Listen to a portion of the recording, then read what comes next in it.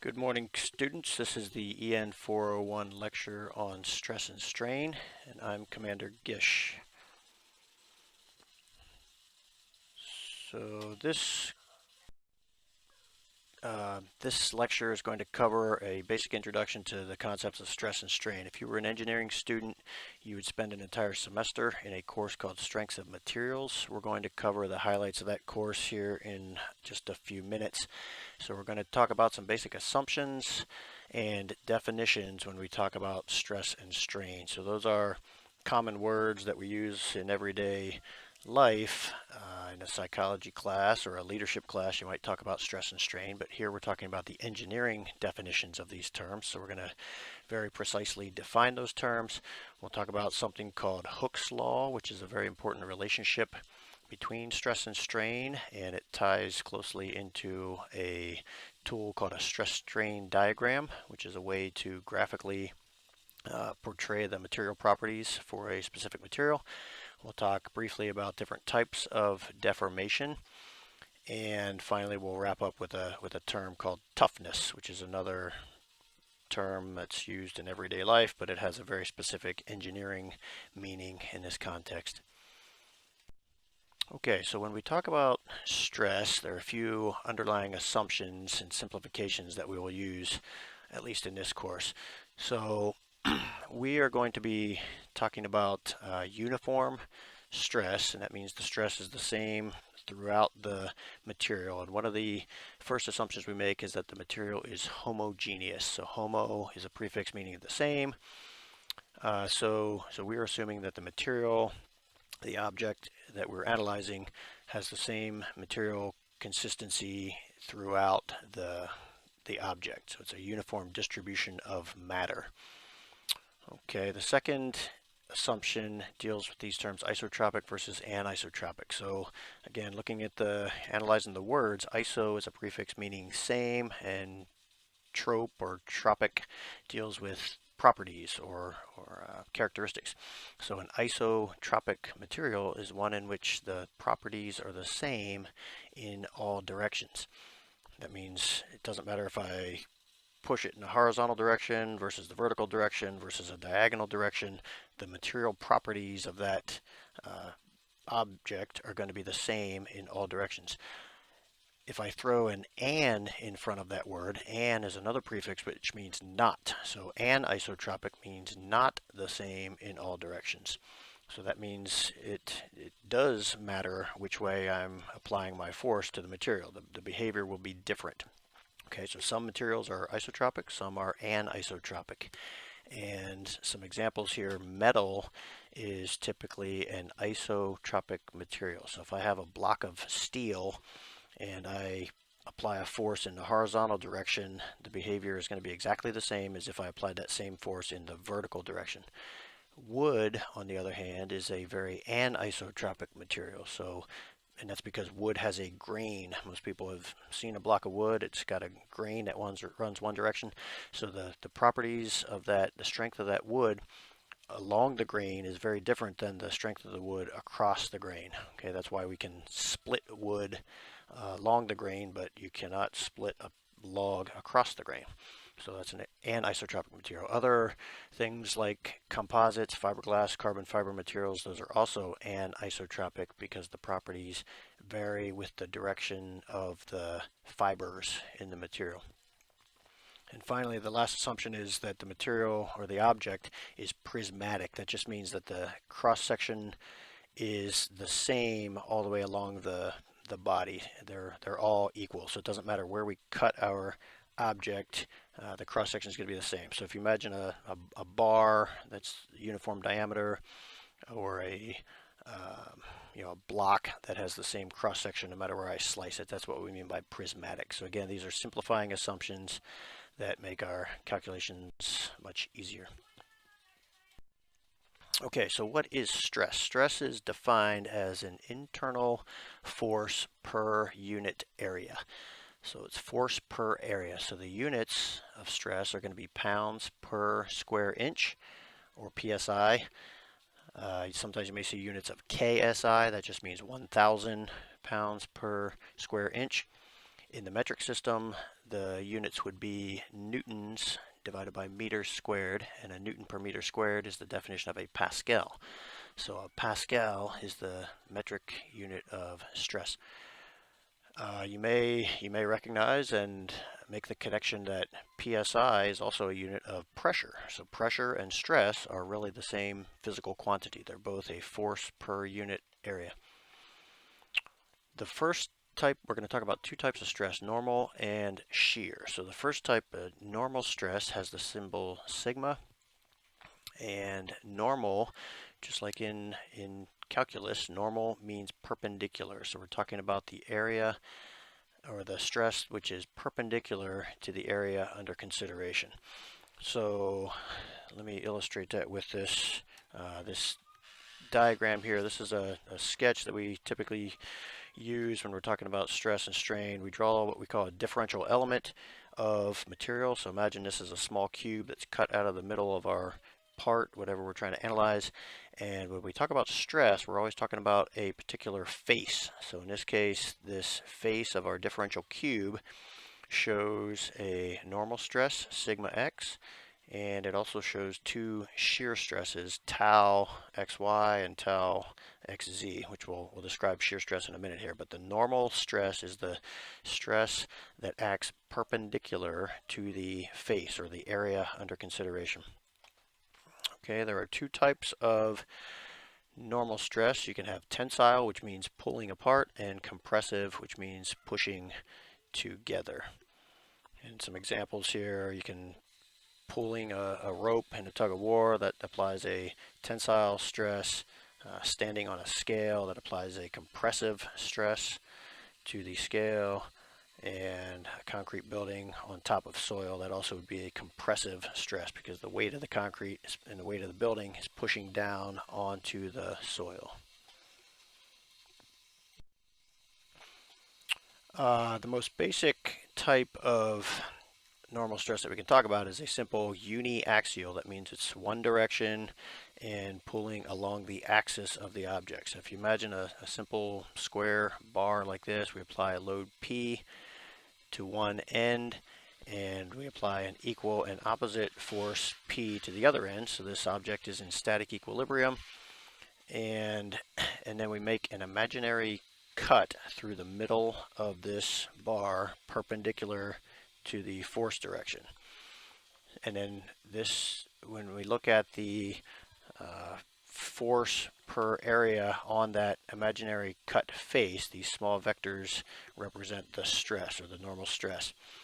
So mathematically, the normal stress is simply the applied force divided by the area.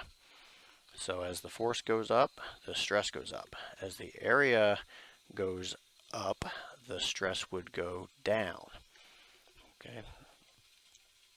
So that's the basic definition of axial stress, just the load, the applied load divided by the cross-sectional area.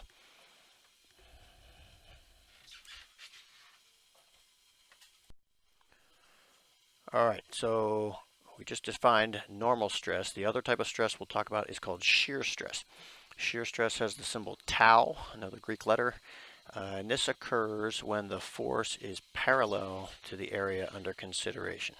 So whereas a normal force was, a normal stress was the force perpendicular to the face, a shear stress is where the force is parallel to the face. So the same mathematical definition applies. It's just a force divided by area, but again, now that force is parallel to the face rather than perpendicular. So a few examples of shear stress would be when you cut your hair. So you've got the hair. If you imagine the cross-sectional area of a piece of hair, when you cut that hair, you apply a force across the face or parallel to the face, right? You don't pull on the end of your hair and cut it that way. That would be very painful and probably wouldn't end up in a very good haircut. So we cut hair across the hairs, and that's a shear stress. Other examples here, you can read these. When you brush your teeth, you're applying a shear stress to your teeth. Riverbeds, when water flows along a riverbed, that creates a shear stress on the bottom because the water is flowing parallel to the bottom and applying a force parallel to the bottom. So that's shear stress. Okay, calculating shear stress. This is an example here. This would be something like a bridge connection or a bolted connection. So you got one piece here on the left, you got a piece, and then you've got a second piece on the right. We apply an axial force P, again equal and opposite force on both ends, so the object's in static equilibrium. And then if we imagine that we have a bolt that comes through here and ties the two pieces together, when we apply this force P, that's going to result in a shear stress here on the faces of the bolt. Okay, and in this case, this is what's called a double shear connection because we have a shear force both on the top and the bottom of the inside plate. So it's a double shear connection. You could also have what's called a single shear design. But in this case, the definition of shear stress again is the applied load divided by the cross-sectional area, and the cross-sectional area A is going to be the sum of A1 and A2. So the cross-sectional area of the bolt at the top and the bottom, we have to add those two together to get the total area, because that's the total area that's absorbing this cross-sectional force, or this shearing force P. Okay, so our total shear stress then, tau, would be the applied load divided by the summation of A1 plus A2.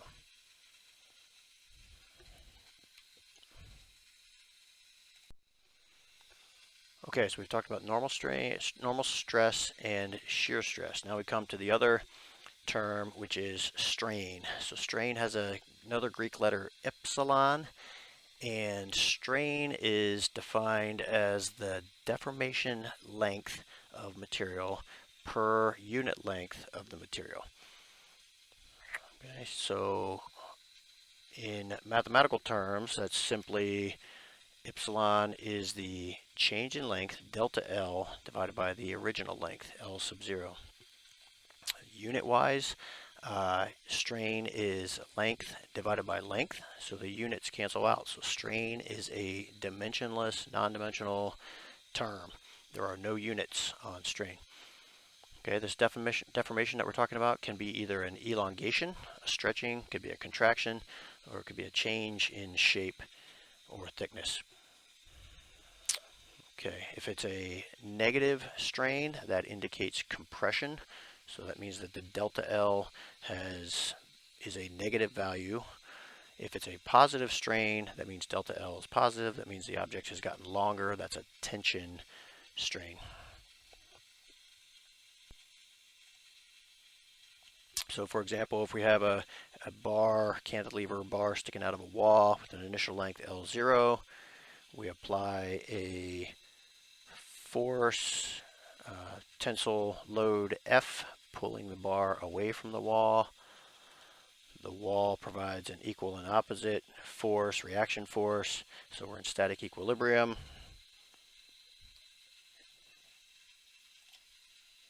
And the bar is going to stretch, so the dotted lines here represent the final position of the bar after applying the load. So it has some final length L. The difference between L and L0 is delta L. That's the change in length. So the axial strain in this case would be simply delta L divided by L0. So that's how we calculate axial strain. Again, unitless, dimensionless term.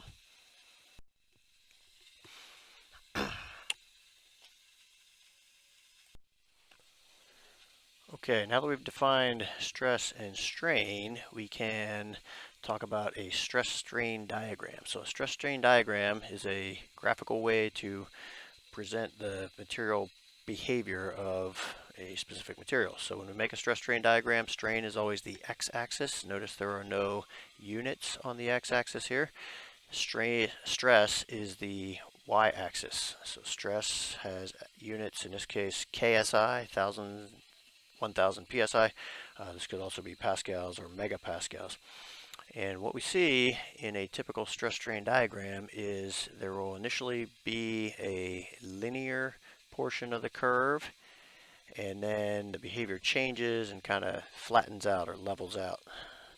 So if you think about current events, this kind of looks like what we're trying to do with the coronavirus, right? So we had this, actually no it doesn't, because that was an exponential curve, but the flattening of the curve is what we're trying to achieve by quarantining. So this represents the flattening of the curve. The same thing happens with stress strain curves.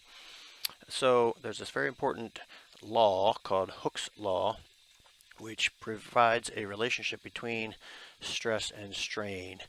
And the relationship, it's a linear relationship, and the linear coefficient is called the modulus of elasticity, or Young's modulus, and it's given the symbol E, capital E. So Hooke's law simply states that the Young's modulus E is equal to the stress divided by the strain, or equivalently you can say that stress is equal to Young's modulus times strain. And this applies, Hooke's law applies only to the linear portion of the curve, okay, of the stress strain curve. And I should also note that Hooke's law only applies to certain types of materials. They're called linear elastic materials. This doesn't apply to all types of materials, but that's getting a little bit beyond the scope of this course. Okay, so again, Hooke's law, it's a material property, so that value E, Young's modulus, is unique to a material. So for example, steel has a different Young's modulus than aluminum. It will be a different value, and those are values that you can look up in material property tables. I think your course equation sheet gives you the values for some certain common engineering materials that we use. This stress strain curve can also tell us about the behavior of a particular material. So not only can we determine the Young's modulus, well, actually I should have mentioned the Young's modulus is actually the slope of this curve here, of the linear portion of the stress strain curve, because it's stress divided by strain. That is by definition the slope. So one way we can determine Young's modulus is just by taking the slope of the stress strain curve. So I want to define some other engineering terms here: ductile versus brittle, yield strength, and toughness. So we've all heard these terms, ductile and brittle.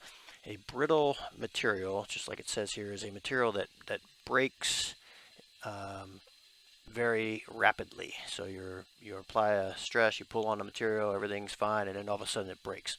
That's an example of a brittle material, and glass is a well-known brittle material. So there's almost no deformation, no stretch before it breaks. And on a stress strain diagram, what that would look like would be a steep line that goes up. It goes up to a relatively high stress level. That means it's a strong material. A high stress means the material is strong, but there's very little deformation or very little strain. Therefore, that's an indication of a brittle material, if there's very little strain before it breaks. The opposite of that, if we look at the green line here, that's an example of a ductile material. And a ductile material just means one that will stretch and deform quite a bit before it breaks. Okay, there's a phenomenon called necking. So if you pull on a ductile material, it will usually neck, which means it'll thin out and start to stretch before it actually breaks. Okay, so a ductile material would look like this green line on our stress strain curve. And then we'll talk about plastic deformation in a second here. But ductile versus brittle just deals with how much it stretches or how much it deforms before breaking. Okay, high versus low yield strength. And we'll show that on a later slide, and we'll define toughness also on a later slide. Okay, how do we actually do material tests? Well, this is This is a picture of a axial tensile test machine. We actually have quite a few of these in Rickover Hall, and if we were in a normal situation in-person class, we would do a lab demo and you'd get to see this. Unfortunately, we can't do that in this environment, but if you watch this video, I encourage you to watch this YouTube video here, and that shows you a tensile test in progress. But essentially what you do is you take these test specimens. It's a specially machined piece of metal. It has threaded ends, so those ends thread into the two heads of the machine here. And then this machine is a very strong, can apply huge forces, and it basically stretches that test specimen until it breaks, or until you stop the test. And then the final pieces look like this. So these are examples of samples after they've broken, and you can see different types of behavior here. So the sample on the left shows very little deformation and stretching before it broke. So that would be an example of a brittle or a more brittle type material, whereas the one on the right shows a lot of stretching. You can see that necking that we talked about, where the cross section gets smaller, so it thins out before it breaks. And then you also get, you can see what's called the classic cup and cone formation here. So metals tend to break into this cup and cone kind of a formation. So in this case, the top looks like a cup, the bottom looks kind of like a cone, and the middle one is also a ductile fracture. So watch this video. That'll show you a little bit more about an axial test. But this is one way in which we can test materials and determine the material properties, specifically the Young's modulus for a material. Okay, so we've mentioned the terms elastic and plastic. What does that mean? So elastic means that the material will return to its original shape and size. So if a material is elastic and I apply a stress and then release the stress, the material will return to exactly its original shape and length. If a deformation is not elastic, then it's called plastic. So plastic indicates a permanent deformation. So if I apply a stress beyond the elastic limit of a material, then there will be some permanent plastic deformation, and when I release the stress, it will not return to exactly its original shape. There will be some permanent deformation to the material.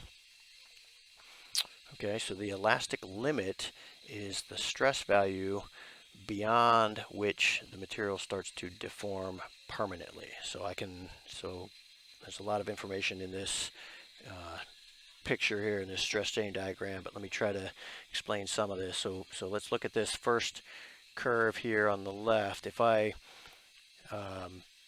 start out at zero stress and imagine that axial test, that material test that we just looked at on the previous slide.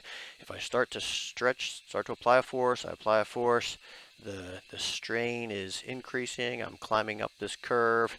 As long as I'm still in this linear part of the curve, which is the elastic part of the curve, if I were then to remove the stress and remove the force on that material, it would return to exactly the original starting point. It would go back to zero strain.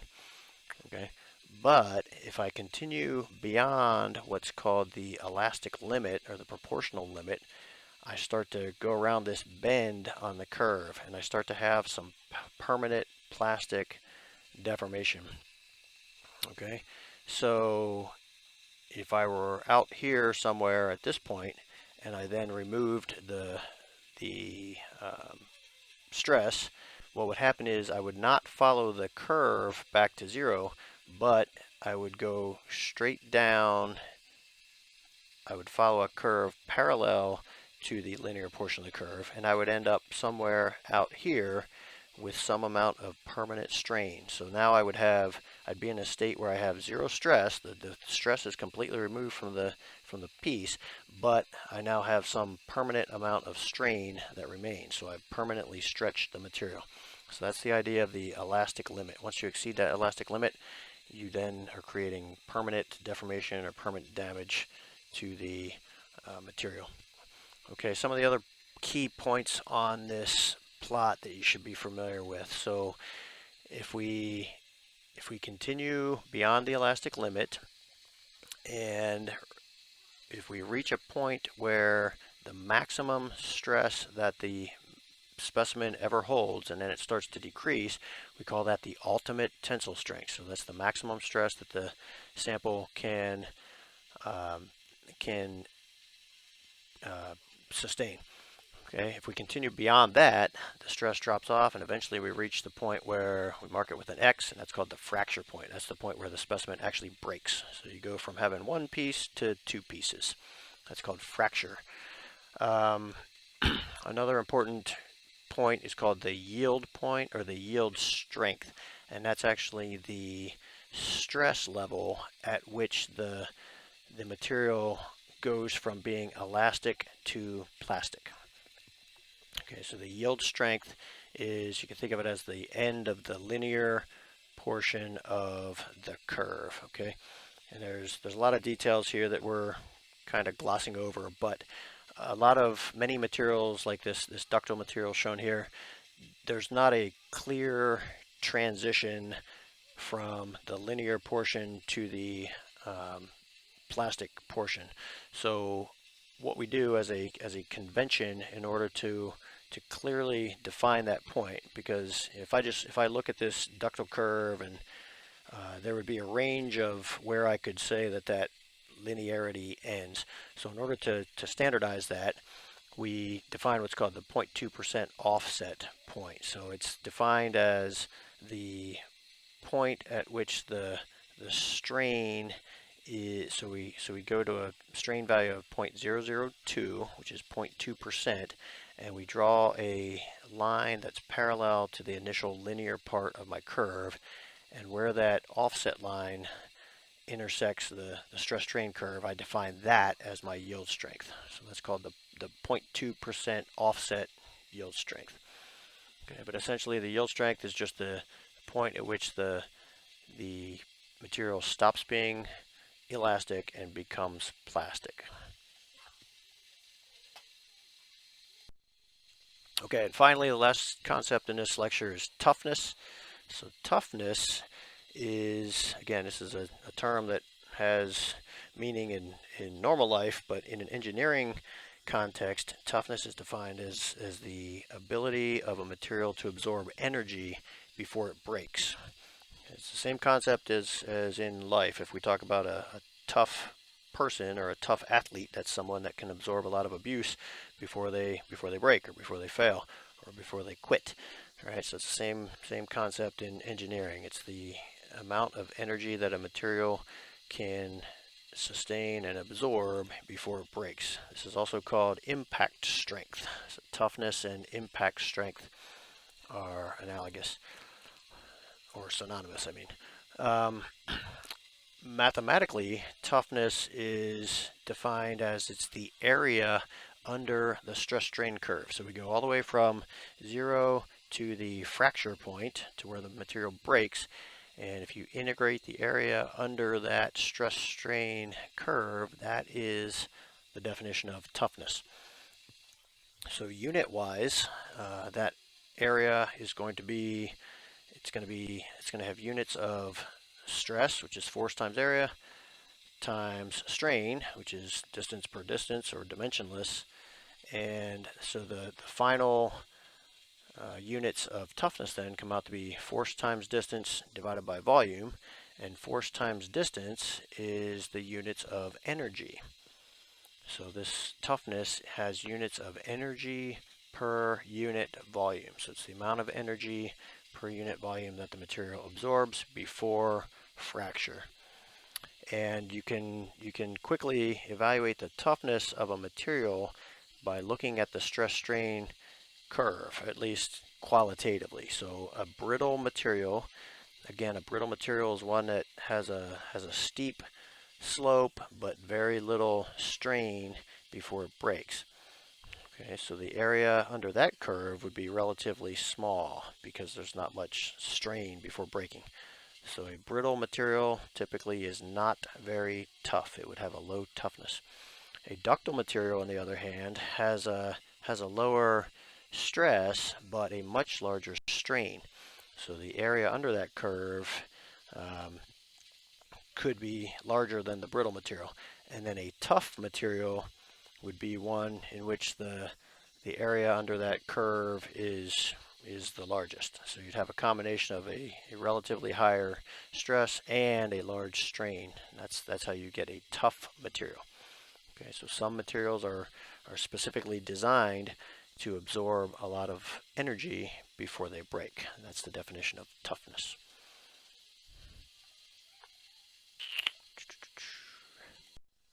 Okay, so that concludes the material part of this lecture. There are, I think, 7 examples here, so I encourage you to watch to work these examples and then watch the individual videos that are provided, or perhaps your instructor will go over these in class. But there's several good examples here of working through these stress and strain calculations. Here's an example that deals with a stress strain curve and some of the different points on the stress strain curve. And finally, a quick review. So we've talked about stress. Stress is always a force per unit area. We've talked about normal stress and shear stress. Normal is perpendicular to the face of interest, and shear stress is parallel to the face of interest. We've defined strain as a change in length divided by original length. We talked about a stress strain curve and Young's modulus, also known as the modulus of elasticity, and Hooke's law. Hooke's law is a linear relationship between stress and strain, which applies to the elastic portion of a stress strain curve. And we talked about material testing. That's how we can experimentally create a stress strain curve. And finally, we talked about toughness, which is the amount of energy that a material can absorb before fracture. So that's it. Thank you.